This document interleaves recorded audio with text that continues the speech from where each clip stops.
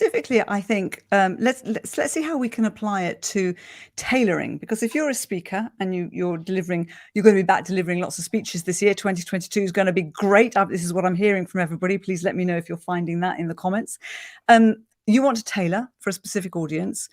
How can you apply productivity ninja tailoring?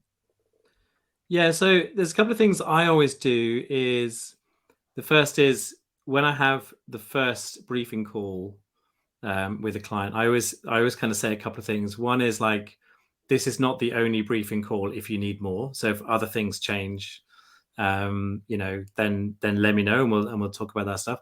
But what I always do is I always just capture it with a mind map like in front of me, and there's always like certain questions that I want to know. But the idea is that then when I'm then on the train going to that speaking engagement, I've got that visually in front of me, and it puts me back in the headspace of the call and sort of back, almost like in my head, I'm having the conversation with, the client and the other two people from the company who are on the call, and, just putting my headspace into their headspace a little bit. And the questions that I always want to know, just really practical stuff like who's on before and who's on after me.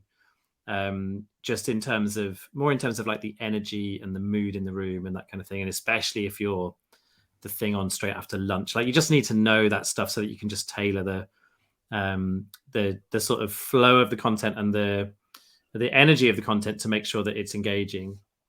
I always also want to know, tell me what is the current mood in your business? What's happening in your business?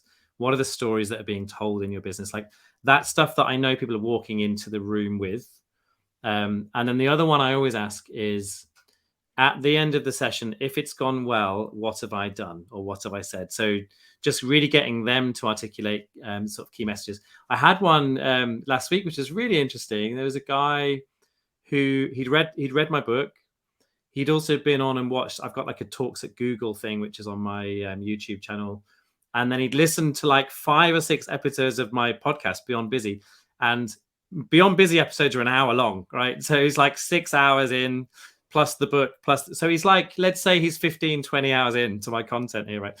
So because of that, he's sent me this really detailed email with, I love this and I love that. That implies maybe that less so. And it's like, and actually it was amazing because it gave me such confidence that he had confidence in me.